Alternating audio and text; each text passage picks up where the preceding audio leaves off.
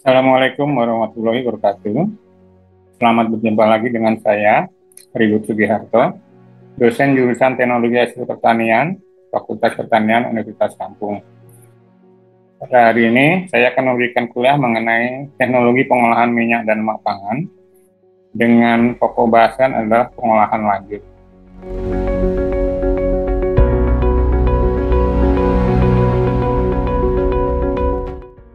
Proses pengolahan lanjut dari minyak dan lemak pangan meliputi yang akan dibahas pada kuliah ini adalah proses hidrogenasi, interesterifikasi, dan fraksinasi.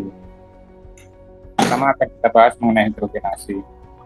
Proses hidrogenasi merupakan salah satu proses yang cukup penting dalam pengolahan minyak dan lemak pangan, terutama digunakan untuk mengolah minyak nabati yang pada umumnya dalam bentuk cair dan memiliki ikatan ganda yang cukup banyak, atau hidrogenasi pada umumnya disasar pada asam lemak bebas yang mengandung ikatan ganda lebih dari satu, seperti asam lemak linolenat yang memiliki 3 ikatan ganda pada rantai karbonnya, kemudian asam lemak linoleat yang memiliki 2 ikatan ganda, yang pada proses hidrogenasi maka total ikatan ganda yang ada pada asam lemak tersebut akan dikurangi, yaitu dengan menambahkan molekul hidrogen pada tiap-tiap ikatan asam lemak,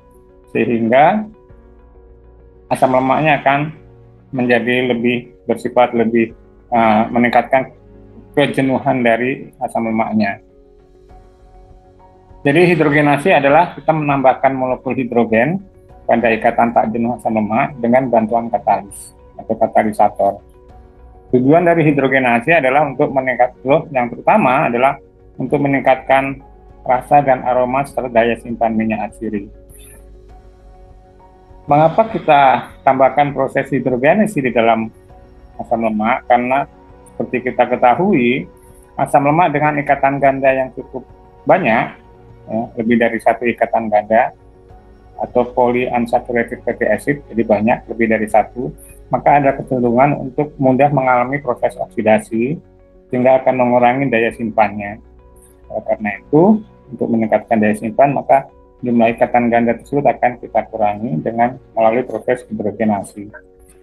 Tujuan yang lain dari proses hidrogenasi adalah untuk mengubah sifat fungsional minyak atau lemak dengan tujuan untuk menghasilkan produk-produk tertentu atau untuk aplikasi tertentu. Contohnya adalah, misalnya kita akan mengubah atau memproduksi margarin yang dengan bahan bakunya adalah minyak nabati, maka supaya menghasilkan margarin yang cukup baik, maka minyak nabati tersebut akan kita lakukan proses hidrogenasi untuk mengurangi ketidakjenuhannya, sehingga akan didapatkan margarin yang memiliki kualitas yang lebih baik dari aspek fisik. Proses hidrogenasi adalah proses yang kalau tanpa bantuan dengan katalisator adalah proses yang sangat sulit, karena hidrogen, atom hidrogen itu hanya akan bereaksi dengan komponen-komponen organik atau bahan-bahan organik. Dalam ini adalah asam lemak, itu hanya bisa terjadi pada suhu yang tinggi, yaitu pada suhu 480 derajat Celcius. Dan dari aspek ekonomi itu tidak visible untuk melakukan proses seperti itu. Maka proses hidrogenasi, yaitu mereaksikan hidrogen dengan asam lemak, itu perlu bantuan adanya katalisator supaya proses atau jalan reaksi tidak memerlukan suhu yang tinggi, atau reaksi antara hidrogen dan asam lemak terjadi pada suhu yang rendah. Beberapa jenis katalis yang bisa digunakan untuk proses hidrogenasi adalah seperti nikel. Nikel adalah yang paling umum digunakan untuk proses hidrogenasi secara komersial.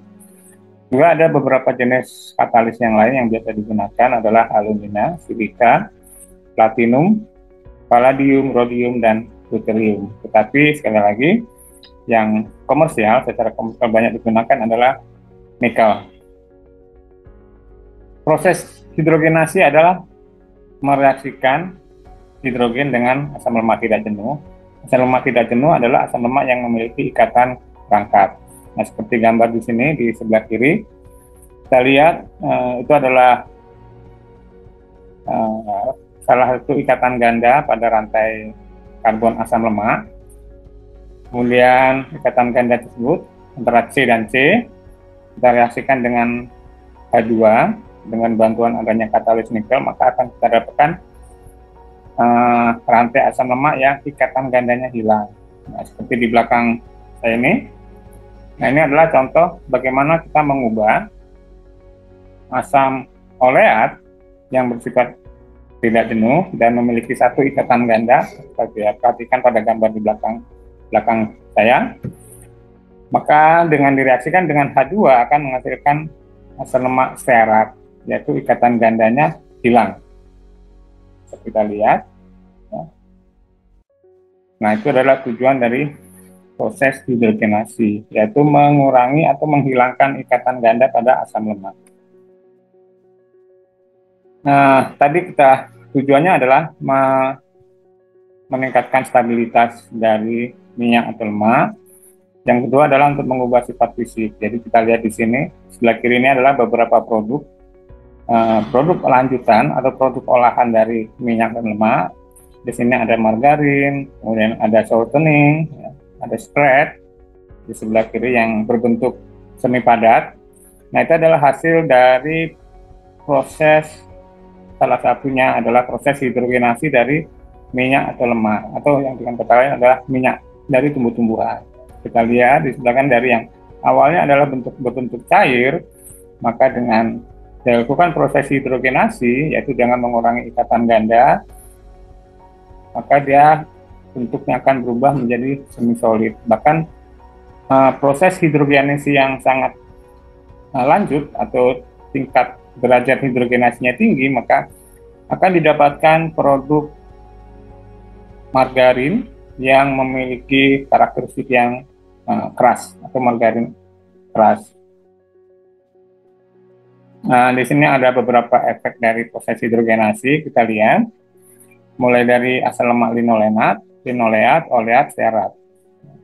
Kita lihat bahwa di rumusnya adalah linolenat itu C18(3), artinya adalah bahwa rantai karbon tersebut memiliki jumlah atom C18 dan 3, artinya dia memiliki 3 ikatan ganda. Kalau linolenat C18(2), berarti atom karbonnya ada 18 dengan jumlah ikatan ganda 2. Nah, dan seterusnya. Maka kita lihat bahwa masing-masing asam lemak memiliki titik leleh yang berbeda-beda, ya. Semakin banyak ikatan gandanya, jumlah atau titik lelehnya adalah semakin rendah. Kita lihat linolenat adalah -13 derajat Celcius, titik lelehnya linoleat adalah -7. Kemudian kita ada oleat yang dalam bentuk cis, di mana ikatan ganda 1 dari dalam bentuk cis, itu titik lelehnya 16, stearat dengan jumlah karbon 18 tanpa ikatan ganda, atau itu termasuk asam lemak jenuh, itu titik lelehnya adalah 70. Semakin banyak jumlah ikatan gandanya, maka laju oksidasinya semakin tinggi atau semakin mudah untuk melakukan oksidasi. Otomatis asam lemak tersebut akan semakin mudah untuk rusak. Dalam ini yang paling gampang adalah kemik. Jadi semakin mudah mengalami proses kekemikan. Nah, di sini kita lihat bahwa laju oksidasinya semakin kecil, jumlah ikatan gandanya, laju oksidasinya juga semakin turun. Nah, kemudian laju hidrogenasi adalah kecepatan proses hidrogenasi. Kita lihat, jadi proses hidrogenasi itu akan terlebih dahulu adalah menyerang atau terjadi reaksi pada asam lemak yang memiliki ikatan ganda yang lebih banyak. Semakin banyak ikatan gandanya, proses laju oksidasinya akan semakin cepat. Kita lihat seperti itu. Nah, sedangkan stearat tidak akan terjadi proses hidrogenasi karena stearat adalah tidak mengandung ikatan ganda, jadi 0. Proses atau reaksi hidrogenasi adalah reaksi yang kalau dalam kondisi normal, maka akan dilakukan pada suhu yang tinggi, dan untuk mencegah itu, artinya supaya hidrogenasi dapat dikerjakan pada suhu yang rendah, maka kita lakukan dengan bantuan adanya katalis. Nah, di sini apa fungsi katalis? Kita lihat reaksinya adalah, misalnya kita menggunakan, jadi katalisnya adalah kita lihat ini menggunakan nikel. Nah, pertama adalah kita mereaksikan katalis dengan hidrogen. Jadi hidrogen kita reaksikan dengan katalis, maka hidrogen akan diikat oleh katalis. Selanjutnya kita berikan atau kita dekatkan asam lemak yang akan kita hidrogenasi. Asam lemak tersebut juga akan diikat oleh katalis. Jadi antara hidrogen dan asam lemak dua-duanya diikat oleh katalis. Dan selanjutnya akan terjadi reaksi dengan bantuan katalis bahwa hidrogen akan bereaksi dengan asam lemak, dan terjadi proses di mana setelah ikatan ganda pada asam lemaknya telah hilang, maka asam lemak yang sudah selesai bereaksi akan lepas dari katalis. Dan di sini dia. Jadi prosesnya adalah, sekali lagi, prosesnya adalah hidrogen dan asam lemak dua-duanya diikat oleh katalis. Selanjutnya hidrogen dan asam lemak saling bereaksi untuk menghasilkan asam lemak yang memiliki tingkat kejenuhan atau jumlah ikatan gandanya lebih rendah. Secara umum dalam skala industri, maka kita lihat diagram proses hidrogenasi adalah seperti ini. Kita mulai dengan minyak yang sudah mengalami proses bleaching, dengan proses hidrogenasi, yaitu pada proses hidrogenasi kita tambahkan katalis dan juga H2 atau hidrogen, gas hidrogen. Setelah proses hidrogenasi selesai, maka dilakukan filtrasi, maka kita dapatkan minyak dan katalisnya. Karena katalis dalam bentuk padat, maka mudah kita pisahkan dengan cara filtrasi. Minyak hasil proses hidrogenasi cenderung warnanya akan berubah gelap kembali. Maka untuk memperbaiki warna, maka dilakukanlah filtrasi yang kedua dengan tambahan bleaching clay atau bleaching earth. Itu adalah berfungsi sebagai adsorben dan juga asam sitrat untuk mencegah proses oksidasi. Kemudian setelah itu kita lakukan filtrasi untuk dapatkan minyak yang memiliki biasanya titik lelehnya lebih tinggi, maka disebut dengan hard oil. Dan juga dari proses filtrasi kita akan bisa memisahkan spent bleaching earth-nya atau bleaching earth yang sudah menyerap warna. Ini adalah proses deodorisasi. Kita lihat reaktornya. Reaktor deodorisasi adalah berupa tabung ya, yang terbuat dari baja stainless steel yang mampu tekanan tinggi. Kita lihat di situ prosesnya, di dalamnya ada proses pengadukan, karena di situ kita mencampurkan atau dengan kata lain kita mereaksikan antara minyak, hidrogen ya dengan bantuan katalis. Nah, jadi hidrogen sekali lagi bisa kita tambahkan ke dalam minyak atau untuk proses hidrogenasi. Itu kembali lagi tujuannya adalah untuk meningkatkan kualitas atau meningkatkan daya simpan minyak, karena jumlah asam tidak jenuhnya berkurang. Kemudian juga untuk mengubah kondisi fisik dari minyak untuk tujuan tertentu. Keuntungannya, tetapi kelemahannya adalah bahwa proses hidrogenasi akan meningkatkan jumlah asam lemak yang asam lemak trans atau trans fatty acid. Kita bersama bahwa di beberapa negara jumlah trans fatty acid atau bahkan beberapa negara itu melarang menjual minyak yang mengandung asam lemak trans. Nah, efeknya adalah seperti ini. Jadi jumlah trans fatty acid itu tergantung dari prosesnya. Kalau proses pada tekanan yang tinggi, akan menyebabkan jumlah trans fatty acidnya akan tinggi. Kemudian Ada beberapa faktor yang lain kita bisa lihat di sini. Jadi faktor yang mempengaruhi komposisi trans fatty acid-nya adalah ada suhu, ada tekanan hidrogen yang diberikan, ada juga karena katalis yang digunakan, termasuk dosage-nya atau banyaknya, kemudian pengadukannya. Nah, pada proses ini kita lihat bahwa proses hidrogenasi itu ada yang dua sistem, yaitu suhu tinggi dan suhu rendah. Suhu tinggi dilakukan pada suhu 200 derajat Celcius dengan menggunakan katalis nikel. Kemudian suhu rendah itu dilakukan pada suhu 70 derajat Celcius ya. Kalau pada suhu tinggi jumlah katalisnya digunakan lebih sedikit antara 0,02%, sedangkan untuk suhu rendah katalisnya adalah lebih banyak 0,11% dan tekanan hidrogen yang digunakan juga lebih banyak. Di sini ada derajat hidrogenasi dan produk yang dihasilkan dan level dari TFA. TFA itu adalah trans fatty acid. Kita lihat ada 4 perbandingan. Ada non-hydrogenated oil, berarti yang tidak artinya minyak yang tidak dilakukan proses hidrogenasi. Kemudian juga ada partially hydrogenated oil atau minyak yang dilakukan proses hidrogenasi parsial. Kemudian juga ada yang full hydrogenated oil atau yang minyak yang dihidrogenasi secara penuh. Nah, kita lihat kadar trans fatty acid-nya biasanya kalau tanpa hidrogenasi itu sekitar 2%. Nah, yang cukup besar adalah yang partially hydrogenated oil.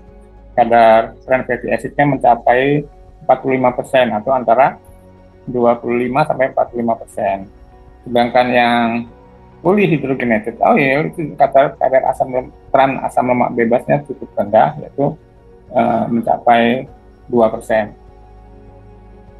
Nah, produknya ada kita lihat.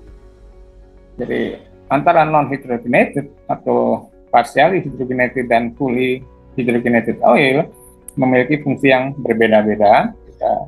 Jadi kalau partially hydrogenated oil itu biasanya bentuknya adalah hasil produknya dalam bentuk semi liquid atau semi solid atau yang solid ya. Solid tapi tidak yang hard solid seperti yang fully hydrogenated. Dengan fungsinya adalah biasanya kalau yang non-hydrogenated itu digunakan untuk sebagai media panas atau untuk minyak goreng. Dan untuk produk-produk baking, ya, roti dan lain sebagainya, itu menggunakan partially hydrogenated oil. Dan sedangkan kalau yang fully hydrogenated itu biasanya produknya digunakan untuk campuran seperti cocoa butter atau juga digunakan sebagai peanut butter, campuran untuk peanut butter.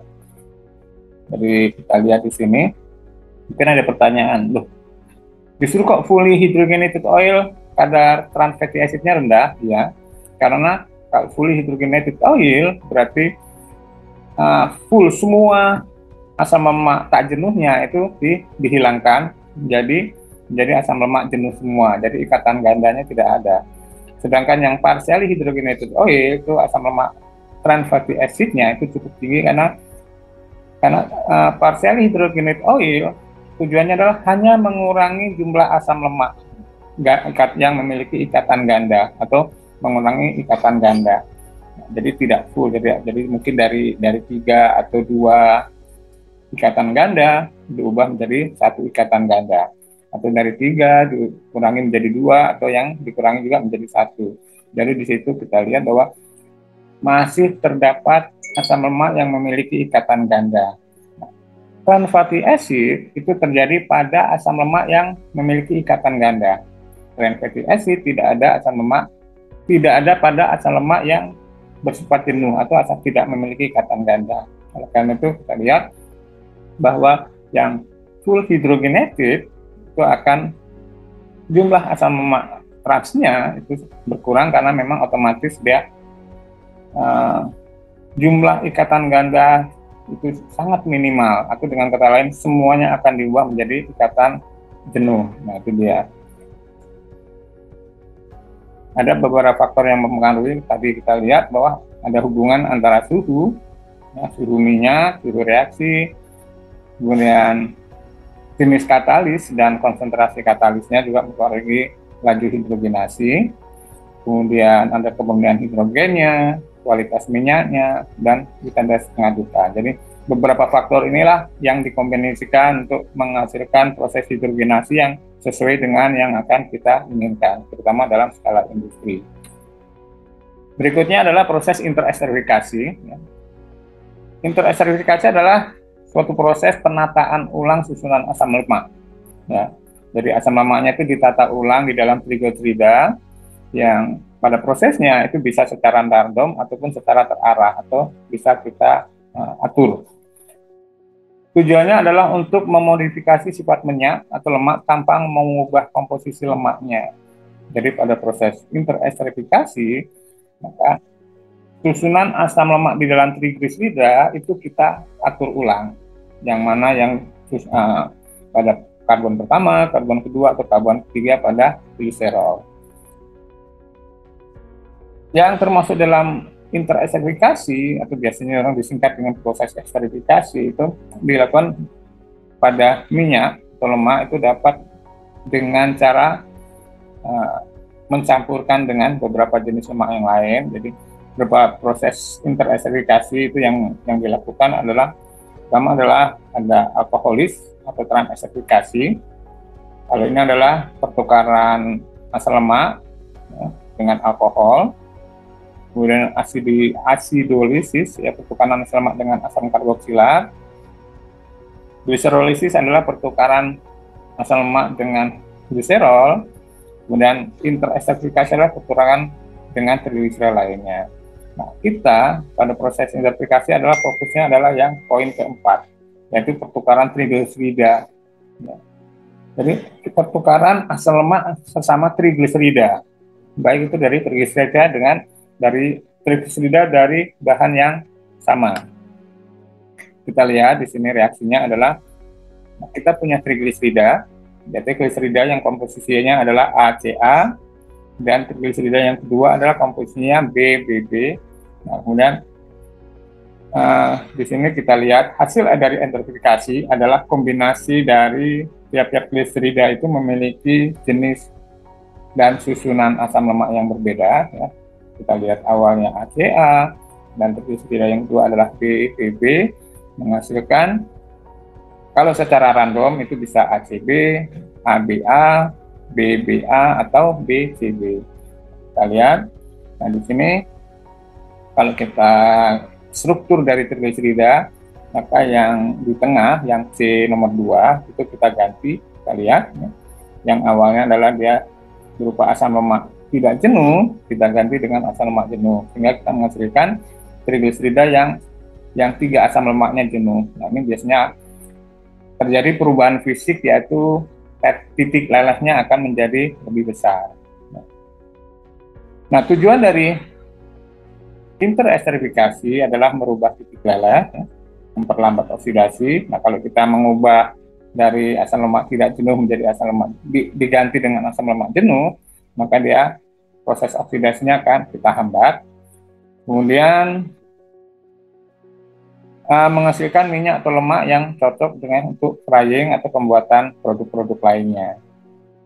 Dan sebagai tujuan berikutnya adalah sebagai alternatif untuk mengubah sifat minyak atau lemak tanpa proses hidrogenasi. Nah, di sini. Jadi pada prinsipnya adalah mengubah sifat fisiknya tanpa melalui proses hidrogenasi. Karena kita tahu bahwa hidrogenasi memiliki kelemahan, yaitu bahwa akan menghasilkan trans fatty acid. Nah, pada proses interesterifikasi kita bisa menghasilkan minyak yang memiliki karakteristik yang hasilnya akan sama dengan proses hidrogenasi. Tapi mengapa kok orang tidak melakukan? Tapi karena biasanya proses interesterifikasi adalah lebih kompleks. Nanti akan saya jelaskan lanjut. Nah, di sini gambarnya adalah beberapa perbedaan antara produk yang hasil interesterifikasi. Kita lihat, nah, kita mencoba untuk mengkombinasikan atau mengubah atau kita menggabungkan ya trigliserida yang berasal dari uh, palm stearin. Palm stearin adalah stearin dari kelapa sawit dengan trigliserida yang berasal dari coconut oil atau minyak kelapa. Nah, kita ingin mengkombinasikan yang dimana terdiri dari 70% sawit, minyak sawit, dan 30%, 30%-nya adalah dari minyak kelapa. Yang gambar pertama adalah itu belum terjadi konversi. Kita lihat bahwa pada waktu dilakukan proses kristalisasi menghasilkan kristal yang besar-besar. Kemudian kita lakukan proses interesterifikasi di mana baru 31% konversinya. Jadi 31% terjadi perpindahan asal lemak dari trigliseridanya minyak sawit ke minyak kelapa, atau dari trigliserida minyak kelapa ke trigliserida minyak sawit.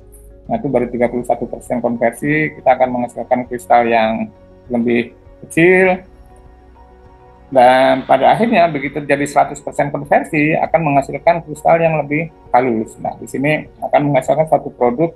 Jadi kalau kita ingin mendapatkan satu produk, kita melakukan kristalisasi, maka kristalisasi hasil dari interesterifikasi 70% sawit dan 30% kelapa, maka akan menghasilkan kristal-kristal lemak yang sangat halus yang kalau kita gunakan untuk produk akan menghasilkan produk yang sangat bagus, misalnya sebagai substitusi cocoa butter, atau digunakan untuk pada proses pembuatan es krim, maka akan menghasilkan es krim dengan kristal yang halus. Nah, metode eksterifikasi, interesterifikasi adalah kita menggunakan katalis, ya. Jadi menggunakan katalis, pertama adalah kalau katalis itu terdiri dari dua macam. Kalau kita melakukan proses interesterifikasi secara kimia, maka kita gunakan katalisnya adalah bahan kimia anorganik, ya. Anorganik itu seperti apa? Seperti yang contohnya adalah sodium metoksi atau alkali metal lainnya. Proses interesterifikasi secara kimia biasanya dilakukan secara random, artinya kita tidak bisa mengatur bagian mana dari trigliserida itu yang akan kita pindahkan atau kita gantikan asam lemaknya. Kemudian ada juga proses interesterifikasi secara enzimatik, atau kita menggunakan katalisnya adalah enzim. Biasa yang enzim yang digunakan adalah enzim lipase. Nah, proses ini harus lebih bagus, ya, karena kita bisa mengatur trigliserida mana atau asam lemak mana yang akan kita pindahkan dengan mengatur suhu dan tekanan pada proses enzim, sehingga enzim akan bekerja sesuai dengan apa yang kondisi lingkungannya kita ubah, kita sesuaikan. Nah, proses interesterifikasi secara kimia itu prosesnya adalah kita menggunakan biasanya minyak yang sudah mengalami proses pemurnian, kemudian kita panaskan pada suhu sampai 90 sampai 120 derajat Celcius dalam kondisi vakum. Kemudian kita tambahkan katalisnya. Katalisnya adalah kalau kita gunakan sodium metoksi itu sebanyak 0,2 sampai 0,3%. Kalau kita gunakan metal alkali itu lebih sedikit, antara 0,1 sampai 0,2%. Nah, kemudian kita lakukan proses interesterifikasi, dan bila setelah terjadi perubahan warna, biasanya cenderung menjadi orange coklatan, maka proses interesterifikasi kemudian kita hentikan dan selanjutnya segera kita lakukan proses pendinginan. Nah, hasilnya adalah kemudian hasil dari proses interesterifikasi tersebut kita lakukan pencucian, ya, untuk menghilangkan katalisnya, ya, katalis, dan atau juga kita lakukan proses sentrifugasi juga untuk memisahkan katalis dari minyaknya. Minyak hasil proses interesterifikasi itu biasanya berwarna agak gelap, jadi agak kecoklatan, maka selanjutnya dilakukan proses bleaching, ya, pemucatan dan deodorisasi. Akhirnya kita dapatkan minyak atau lemak yang sesuai dengan keinginan kita. Nah, ini adalah prosesnya, diagram prosesnya, ya.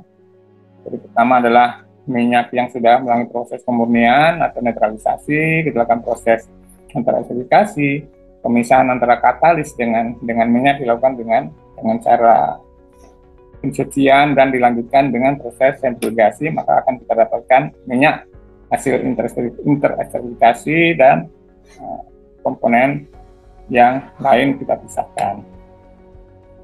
Berikutnya adalah proses atau pengolahan yang sering dilakukan pada minyak dan lemak adalah fraksinasi atau fraksinasi. Fraksinasi adalah proses kita memisahkan minyak berdasarkan titik lelehnya. Tujuannya adalah memisahkan komponen polihidrat alkohol, lilin, dan komponen non-trigliserida. Selanjutnya juga kita akan memisahkan trigliserida yang memiliki titik leleh yang berbeda-beda. Proses fraksinasi itu terdiri dua jenis, yaitu yang paling banyak digunakan, biasanya digunakan untuk minyak sawit adalah dry fraksinasi, yaitu metode fraksinasi dengan metode fisik, yaitu dengan menurunkan suhu secara pelan-pelan untuk mengkristalkan trigliserida yang memiliki titik buku yang lebih rendah. Metode yang kedua adalah metode fraksinasi dengan menggunakan pelarut. Ya. Biasanya pelarut yang digunakan adalah pelarut heksana dan pelarut aseton. Nah, fungsinya apa? Yaitu dengan kita larutkan, kita tambahkan pelarut heksana atau aseton, maka trigliserida yang memiliki kelarutan yang tinggi terhadap heksana dan aseton, maka akan kita pisahkan melalui proses pendinginan juga. Proses fraksinasi banyak dilakukan pada minyak sawit, ya. Biasanya minyak sawit. Nah, minyak sawit yang setelah melalui proses pemurnian akan kita lakukan fraksinasi untuk menghasilkan beberapa jenis produk. Di sini kita lihat ada minyak sawit, ya, 100% minyak sawit, atau disebut dengan biasanya yang dilakukan fraksinasi adalah RBDBO, ya, refined with deodorized palm oil, atau minyak sawit yang tengah mengalami proses rafinasi atau netralisasi, kemudian pemucatan dan deodorisasi. Nah, kita akan fraksinasi pertama. Fraksinasi pertama itu adalah awalnya minyak sawit itu memiliki bilangan iodin itu 52, kemudian kita lakukan fraksinasi, kita dinginkan pada suhu tertentu, kemudian kita lanjutkan dengan proses filtrasi, ya, dengan filtrasi atau pressure filtrasi, maka akan kita dapatkan dua fraksi, yaitu fraksi sekitar 15% itu adalah stearin. Stearin itu yang memiliki titik leleh tinggi, biasanya iodine value-nya adalah 33. Kemudian juga kita dapatkan sekitar 80%-nya adalah palm olein, itu yang pada suhu ruang dalam bentuk cair. Bilangan iodinnya adalah 56. Fungsinya kalau yang palm olein itu digunakan untuk penggorengan atau deep frying. Sedangkan untuk palm stearin itu biasanya digunakan untuk produk-produk, ya, seperti margarin atau panas pasti dan seterusnya. Yang 15 fraksi palm stearin selanjutnya difraksinasi lagi untuk menghasilkan super stearin, ya. Itu yang keras, pada suhu ruangan sangat keras karena dia iodine value-nya adalah 15, berarti dia sebagian besar adalah terdiri dari ikatan asam lemak jenuh, ya, yang tidak memiliki ikatan ganda, atau semuanya ikatan tunggal. Dan kemudian juga yang fraksi yang lain adalah mid stearin atau stearin yang memiliki titik lelehnya agak tinggi. Titik lelehnya ini sangat rendah. Palm olein di sisi lain juga akan dilakukan fraksinasi menghasilkan super olein dan disebut dengan soft stearin atau soft palm fatty acid, palm oil, ya, soft palm oil. Nah, biasanya dia digunakan yang soft palm olein atau palm stearin itu selanjutnya akan dia diolah menjadi margarin. Nanti fraksinasi lagi berikutnya adalah untuk menghasilkan hard olein, ya, yang biasanya digunakan untuk konfeksioneri atau biasanya untuk campuran coklat, pembuatan kakao atau coklat, produksi coklat. Kemudian mid stearin adalah digunakan untuk deep frying, sedangkan yang super olein itu akan digunakan untuk cooking oil atau untuk frying oil. Cooking atau frying oil dan deep frying ada bedanya. Biasanya kalau untuk skala industri seperti industri penggorengan seperti produk McDonald atau Kentucky atau produk industri yang menghasilkan chip atau kerupuk, biasanya mereka menggunakan mid olein, ya, karena dia biasa menggunakan deep frying. Sedangkan yang super olein biasanya dijual sebagai untuk frying oil. Ini kita lihat diagramnya adalah jadi tabung-tabung itu adalah proses untuk pendinginan, ya, atau lebih tepatnya adalah proses kristalisasi. Dari proses kristalisasi itu kemudian kita dapatkan dua fraksi, yaitu fraksi cair dan fraksi padat. Fraksi cair dan fraksi padat itu dipisahkan dengan penyaringan, yang gambar di bawahnya adalah penyaringan. Ya. Biasanya dilakukan dengan, di sini ada beberapa tahap. Jadi proses fractionasi dilakukan proses kristalisasi, dan proses kristalisasi itu dilakukan oleh beberapa tahap, dan juga dengan penyaringannya. Minimal penyaringan adalah 2 tahap, dan fractionasi minimal biasanya dilakukan pada 5 tahap kristalisasi. Dan demikianlah kuliah kita pada hari ini yang membahas mengenai hidrogenasi, kemudian interesterifikasi dan fractionasi. Nanti kita akan bertemu lagi di materi berikutnya, dan kita tutup. Assalamualaikum warahmatullahi wabarakatuh.